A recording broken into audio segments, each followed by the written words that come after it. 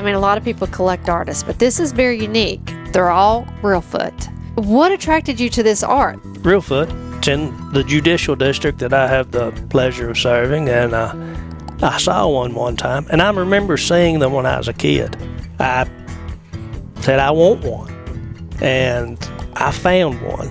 So this artist is from? Trimble, Tennessee. Okay. Yes, Joe Marshall. And he painted mostly Reelfoot scenes. He's not the only person that painted. You got Leon Harden. That's a Reuben Gibson. You got Will Lawson. I think it's cool how you can find this collection or have this type of collection with so many different inspirations, different artists. And well, they saw the same thing. Right, they saw something beautiful, Reelfoot Lake, and decided to paint it. So we have a lot of Joe Marshalls around here. Is that your favorite? Yeah, I think it is my favorite, but it's kind of like saying, who's your favorite child, or what's your favorite dog?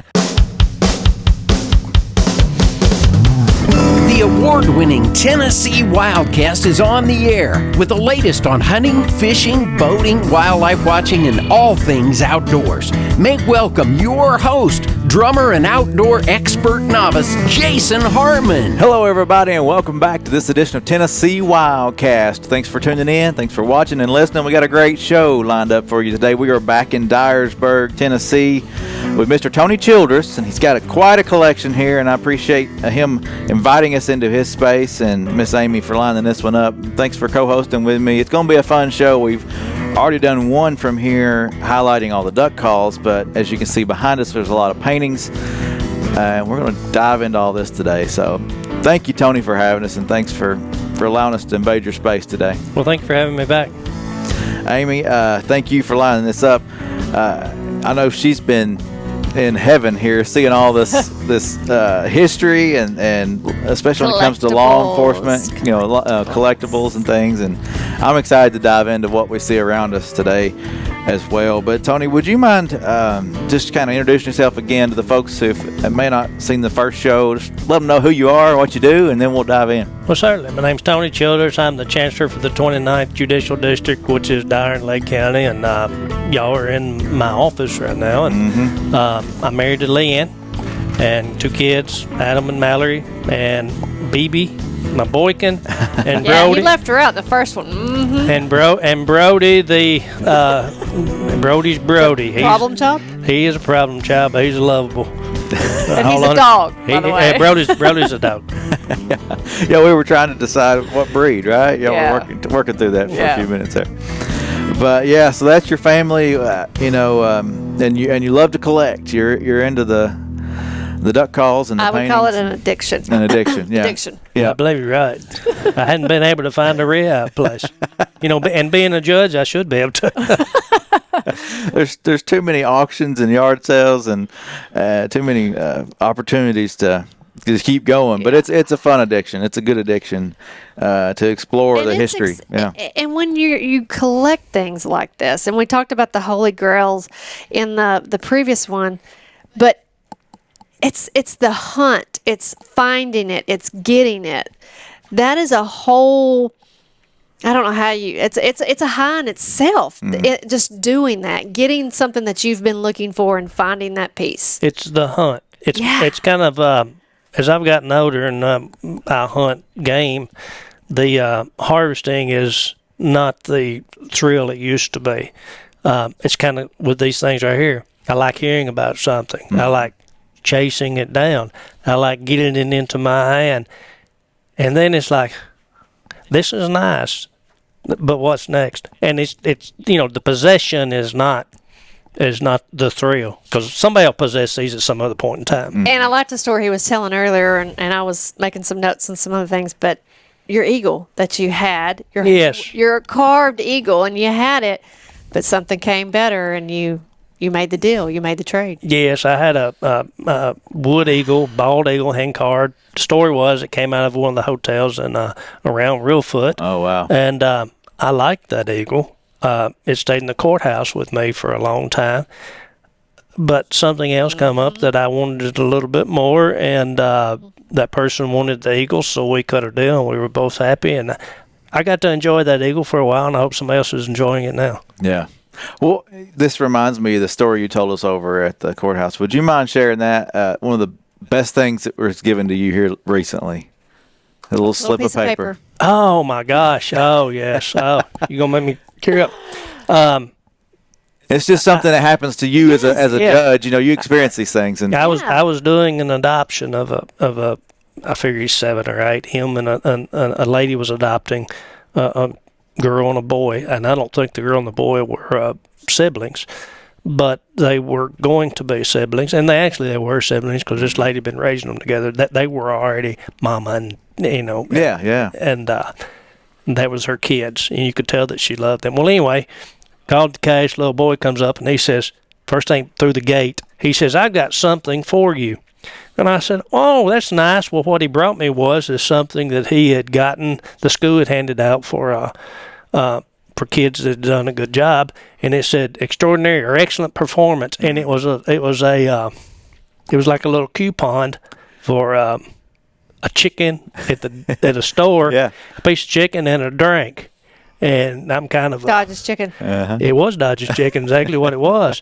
And I said, it kind of made me got that lump in my throat. My eyes messed up, and I tried to keep my composure. But that's one of the best things I've gotten in a long time. Yeah, that was a special moment. It was. It really was. It really was. I'm kind of getting teary-eyed thinking about it now. but your courtroom is a special moment if you've ever been into it, because I've been in some courtrooms in my career, and you don't go in and you see hand paintings on the walls. You just don't see it, and especially the unique folk art that you see in your courtroom. I mean, it's just, you're automatically drawn to them, and you're like, well, this is cool. And then I did say I felt like I was back in Bob Ross's studio for a moment, watch it home from school. But I mean, it's just, as one of us said, a lot of happy little trees. Happy little moments happening. Happy little moments happening. But it is truly unique. And if you're looking here right now, you're seeing this. And so that's what we're going to talk about. We're going to talk about that. But we missed something on the first show because we got everything in front of us. Excited about this in front of us. We failed to mention your calls back here and this, and I don't know which way for me to get out of the way here. But yeah, tell us about these calls. Tell us about this. And this belt, I know in this photo matches, it's very special to you. Well, it is. The photograph right there, and I don't know if you get a picture of it, is the guy on the, I guess if you're viewing would be the right, On the right. The guy with the sunglasses on the left. Well, the guy on the right, his name was Milton Bacon Rice, and at about that time, he was probably in his late 80s, early 90s. And my brother and I, Wally, decided to take them duck hunting. Well, we had a very good hunt. Now, there was a lot more people there than just the 4 of us. Yeah, that's a few Yeah, ducks that's there. a few ducks to a minute. Well, and we hunted in a blind that was on the top of some telephone poles. You know, that's what they all say when they're not spoken. Yeah, well, that's the truth this time. Anyway, we had to get Mr. Milton and Mr. Ralph Lawson up, and it was an adventure in and of itself. Well, anyway, we had a good time, and these are his duck calls. Okay. Those are his duck bands. That is his shell belt. And if you look up Milton Bacon Rice's obituary, he's passed away, and he was a World War II veteran. This is one of his bring back helmets. His family wanted me to have this and wanted me to have his duck calls and his shell belt and things of that nature. This is pretty neat. It's still got the It's heavy too. It's heavy. It's got the logo. It's got the liner, and it's actually got the person's name. I don't know what it is, but I'm sure these things were pretty numerous back at the end of World War II. But if you read his obit, you'll see that he was quite the warrior at 19, won several medals, and very accomplished person. Well, what an honor to Yes. for them to want you to have that. And every now and then, this is kind of corny, I suppose, but I take those duck calls hunting so he can go hunting again. There you go. And I mean, that's kind of corny on my part, but I believe in that kind of stuff. Oh, I think that's cool. It's great. Yeah. It's great. Definitely. Well, we're going to have a time diving into these paintings, and I think we should go ahead and get started. But the favorite story I want to make sure it gets in here is the one that, if you're off camera, you can't see. But tell us about the one here above Mr. Todd. You mean the one that's hanging crooked? No, it's not crooked. Are you sure? The horizon looks level, though. I don't know. Well, anyway, it's It came out of an African American establishment up in Tipperville, Lake County. It used to be a juke joint. Okay. And I pulled it off the wall at that place. I was in there during the daytime, not at night. And So the story says. that's the one we're sticking with. Anyway, you'll see it's crooked. It's hanging crooked. Yeah. And that thing probably hung in that establishment for, who knows, 30, 40, 50, 60 years, who knows, crooked like it. And I thought, well, you know what? That's how it spent most of his life. It might as well be crooked in my office as well. Of course, I never changed. If you notice over to there's a piece of, looked like tape. Well, that's actually flypaper. I never clean these things up. I like them the way they like come them out. the way they are. I do. I do not know. I know the name of the person who painted it. It's on there. I can't recall the name right now, but I know nothing about them. So this is a unique. I mean, a lot of people collect artists, but this is very unique in itself. But they're all Reelfoot. So, what attracted you to this art? I mean, what was it? Well, it was Reelfoot. It's in the judicial district that I have the pleasure of serving, and I saw one time, and I remember seeing them when I was a kid, but I never as a kid. Right. And then when I was a young adult, I didn't have any funds to pursue something like that. But anyway, once I got a steady job, I said I want one, and I found one, and I found that one and that one up there, which is a mountain scene, on the internet, on a topic discussion. Yeah. Somebody put on, said, "Hey, I got 2 Joe Marshall pictures." I sent them back. "You want to sell them?" Yeah, we struck a price, and me and my wife drove all the way to Mountain Home, Arkansas, and bought those. And if you look on back of those paintings, they came out of it looks like an Air Force base consignment shop in Alabama. But they started their life in Trimble, Tennessee. So how they got from Alabama to Mountain Home? So this artist is from Trimble, Tennessee. Trimble, Tennessee. Okay. Yes, Joe Marshall. And he painted mostly Reelfoot scenes, but he spent a time in, as the story goes, in Hot Springs, Arkansas, trying to recover for some things that he was dealing with. And I think that's probably a painting he did there. Okay. Now that's what that one is. Well, and what I think is unique about all these is they're all kind of the same shape, and they're similar scenes, but they're different artists. And how you can find, I think it's cool how you can find this collection or have this type of collection with so many different inspirations, different artists' ideas and thoughts. I mean, it's pretty cool. I think it's pretty neat. I think they that person was from Dyersburg. I think they saw each other and they saw the same thing. Right, they saw yeah. something beautiful, Reelfoot Lake, and decided to paint it. I know some of their names over here. That one came out of Lake County. I've been trying to track some information down. I do know where the person lived. It was in Dyersburg. It's, Reelfoot is it's been photographed a lot. It's got a lot of history in Tennessee, and I mean, it is beautiful. Now, you can tell if you really pay a particular attention to these pictures that they are old, because the lake you see today is not the lake they saw back then, because the lake they saw back then had a lot of that old dead timber in it. Yeah. And you can tell from all of the stumps and snags and things that's what they were seeing. Like this one right here. Yeah, right behind us. Yes, it's got the ducks flying Yes, out it's so of it. cool. That one's got to be my favorite with The the 3D. 3D.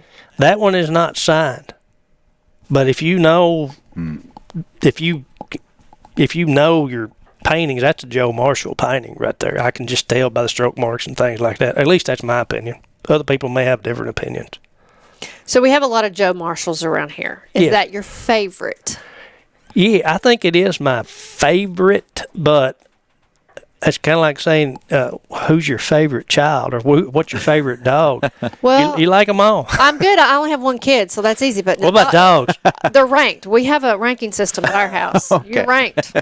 You're ranked. You're A team, B team, and you're ranked. Well, I like all of my dogs about the same. But and I thought just Joe Marshall painted them. And I said, well, then I found somebody else. And I said, well, I'll collect everybody from Dyer and Lake County that, I get one example of everybody from Dyer and Lake County that painted Reelfoot Lake. And then I'm like, my gosh, it just keeps going. It just keeps going and going. And you see something else, well, I got to have that. And the one behind the door that right here that I saw when we came in, it's the coon hunting one. Yes.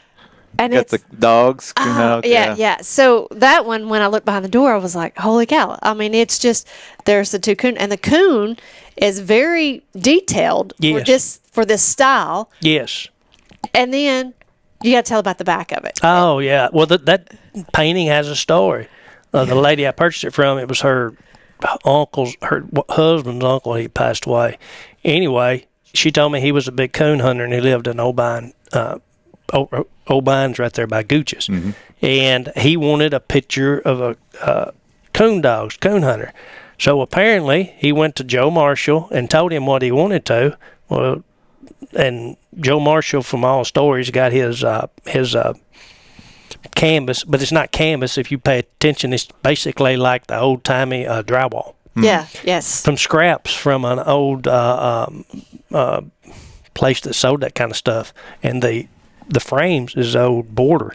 He made the frames and he did that. But anyway, okay. So he I don't know if he bought scraps, but instead of going and buying something else, he just flips it over and paints the coon hunting scene. So I've got one that is coon hunting, but on the other side is a painting that's probably had its back to the wall for 70 years, and it's pristine. Wow. I mean, it's got vibrant colors. Everything else has kind of been exposed to the elements over the years. Very cool. Wow. Go back to talking about your courtroom, because it's not every day that, like I said, you go into a courtroom and these, it's not your standard courtroom. But you have a plaque as a dedication to a local eye doctor where you got two, and they're gigantic. They are. Yeah. So tell us about those and tell us the history on those, because those were pretty, and the artist and. Well, the artist is Joe Marshall, and the Another Joe Marshall, and the doctor was Dr. Denenberg, and I may be pronouncing his name wrong. And he was an eye doctor in Union City for years. And he and I struck up a relationship, and it happened to be over the internet. I saw somebody. He says, "Hey, I got some Joe Marshalls," and I said, "Hey, I'm in Dyer County. I'd like to talk to you." And he wanted some information on the artist, and I had that. Anyway, he said, "Well, here, come see mine." And I drove up to his house, and I walked into a room, and the room was just a regular-sized bedroom, and those things are huge. I mean, it was almost from the top to the bottom. Yeah. Well, anyway, he was an eye doctor, and he wanted people to see these things, which I thought was cool. He wanted people to see them, and so I said, "Well, I got a courtroom. I could hang them in," and he liked that idea. So, but the story he told me how he got them is when he started up his practice, a lady came, and when the lady was leaving, said, "Hey, you got a big space on this wall. You need a picture." He said, "Yeah, I probably do." Well, 2 weeks later, she shows up with this, and it's a piece of plywood. They're not 4x8s, but they're about that size, and hung it up. He said, "I like it, but now this wall looks bare. Can you tell him to paint me another one, but I want more color?" And I showed y'all the pictures, and then in the corner of the other one was some bushes and things that looked like those. So that's how he got those, and when he retired, he took them home. And anyway. Yeah, you can definitely see the change in the detail, you and how he got more detail in the next. Yes, and if you pay attention to these pictures, you can see how... like almost a progression. Yes. That one is earlier than that one. Yep. You can tell. I call those the kamikaze ducks. So how they kind of crash. Like a little cormorant too. That they're crashing, and these are very nice. But not only in his courtroom do you see, you have one that is everything else we're looking at is a daytime besides the coon picture back there. Right. Yes. But you have a nighttime of Reelfoot in there that is just beautiful. Yes. Yes. And it is that a Joe? That is a Joe Marshall. And it's beautiful. It's he did a very good job. He It's did. very unique because and Well, yeah, we'll and put these the picture up on the screen. sure. In these, you see color, you see the oranges Yes. and the yellows, but in that one, it's almost It's like a true night scene. it's a black and white. What- Almost, I don't know. It shines through just like like the moon shining. You know, it's Oh, that's really cool. that's what it is. Yeah. It's kind of like how now I've been told that artists see the world differently than everybody else, and Yeah. they do. They see things. Yeah. I mean, that looks just like a sunset. Mm-hmm. Like for that moment or two before it changes, that's just was beautiful to me. Mm-hmm. Yeah. Yeah, they're awesome. And then you also had a wolf. Is that a Joe? That's a Joe Marshall. He did various things. I've seen. I don't have these of quails and quail dogs, but Joe Marshall's not the only one. Yeah, Well, quail dogs? quail dogs. I've seen them, but I don't have them. Amy sold. Yeah, but he's I'm doing some Google searches later. he's not the only person that painted. You got Leon Harden. You can tell by that. I know people on the screen can't see those, but you see the influence. They kind of look like Joe Marshall's. Well, I talked to Mr. Harden probably about 5 years ago. He's passed on now. And I asked him, I said, yours look a lot like Joe Marshall's. And he said, well, he taught me how to paint. I wondered about that. I Yes. wondered because so many of them are the same. With Yes. the different. I wondered if he was doing some lessons or, yeah. I can see that now. Now that you say that, because I mean they're similar in shape and they're similar in size, Because similar in even content. the yeah. Blackburn here. Yeah. I don't know who she is. Or Porter. Porter. That Porter is on, it's a very unique, that's actually on a canvas. And I think the frame is what they call wormy chestnut. Yeah, you can see the wormholes. So that's got to be old to be chestnut. Yeah. And you got Reuben Gibson. Which one was? That's a Reuben Gibson. You got Will Lawson. Yeah.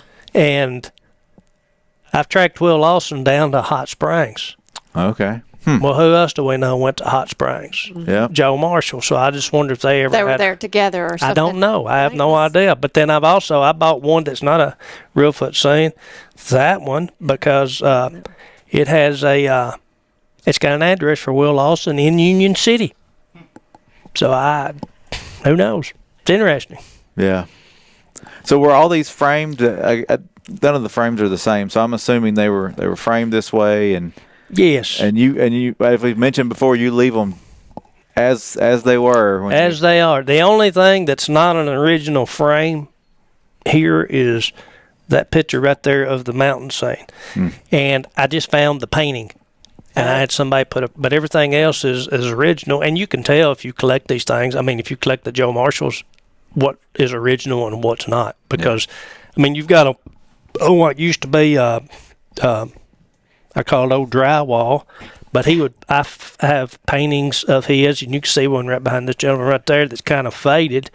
That's on a piece of cardboard. Yeah, you could tell because it's got the cardboard texture to Yes. it. And this one, I know it's really hard to tell on the screen, but this one's very shiny. Yes. And the rest of them are more dull. Yes. Yes, and this one really stands out, and you can tell it's a different. I don't know. Whatever he painted on. So. I like the man in the boat. And if Yeah. you notice, there's another one over there with a man in the boat. Same type of shirt. Same. It's the same, yeah. It's the same, but he's a little bit further across the lake, and I have seen one where the man in the boat is over here. So I hope I can acquire that one so I can have at least the man in the boat All the making way it across. across the lake. Maybe we can learn the story about that man in the boat too. Well, You know, there's got to be stories behind these. it's got to be, but most of those stories I suspect are gone. The Yeah. people that knew him are all gone. He passed away in the early 60s, I think 1962 or 63. And I've talked to some people that were that were from his area from Trimble, and they're now in their 70s and 80s, and they say, yeah, I remembered him as a kid. So, Are there any artists that you haven't been able to acquire some that you've learned about or heard about or with this? yes, Okay. I've seen some. They're more contemporary, and I can't think of their names right now, but I know where they're hanging. Maybe you can help me with this. They're hanging up there at the Reelfoot Lake State Park. We might be able to get you some history and some information on them. But they're more contemporary and they're out there. I mean, I've got no doubt that they're out there. That's the thing about hunting. You got to be optimistic, and When the opportunity presents itself. when you think everything's gone, it's not. Something will pop up. Mm-hmm. Something will pop up, and it's just stuff. Well, you love to hunt for calls. You love to hunt for paintings, but you also love to hunt. We hadn't really talked much about that. So, who got you into hunting, and how did you get started? And what's your favorite type of hunting? Waterfowl hunting. Kind of a loaded question there. Waterfowl hunting. I enjoy waterfowl hunting the most, and I enjoy being around people. Like I said earlier, the thrill of the harvest is. I think the older you get, the less the thrill of the harvest is. Yeah. My dad took us rabbit hunting stuff, but he wasn't a waterfowl hunter. So me and my brother Wally, we kind of learned it on our own. He's a lot better of a waterfowl hunter than I am. Wait, you're gonna admit that? Well, I mean, did. he told me I had to say that. Oh, okay. No, he is. He didn't tell me that, but he really is a lot better. He's a very good waterfowl hunter, and he cares about the sport, and he likes taking lots of folks. Yeah. So that's kind of how we always wanted to kill a duck. Well, my uncle Kip took us to Reelfoot, killed my first duck on Reelfoot, a female gray duck, and I just started like shell boxes. I know y'all seen my shell boxes. Well, I've got some old things. If you notice, you'll see a lot of contemporary things. I haven't noticed that. Those things will be old one of these days. Yeah. So now when I buy a case of shells, I always take one box out and I keep it. I don't know why, I just do. So I started with the agency in 2000, and I used to keep the hunting guides. When I was a kid, I would keep all the hunting guides, and so I've probably got, I'm not going to tell you my age, but I'm going to say 30 plus years of hunting guides. Yeah. And they're not old now, but they will be. Right. And somebody's going to want them. Absolutely. And it's the history. Mm-hmm. It's kind of like the old hunting guide. Right there. From 19... You have a 1907, 1908 that I've been drooling over. Yes. I mean, it tells you what it was like then. I mean, the limit was 50 ducks. Yes. Well, if we could have it this thin these days, wouldn't that be? Wouldn't that be great? How many weeks did you spend on edits and reading? Oh yes, editing the hunting guide. That's coming out soon. Yeah, but man, those are the laws, right I there. miss the days of when we had the little fold out sheets like this right here. Like this is what I miss. I miss the days of the paper license. Because we talked people about used that. to collect old license, and you know, I have family members. You have yours, and Yeah. you have family members here too. Yes. Yeah. I mean, right now it's a piece of printout paper. Yeah. I guess that collecting ends. $2. Look at that. Now. Yeah. 1950, 51. Yeah.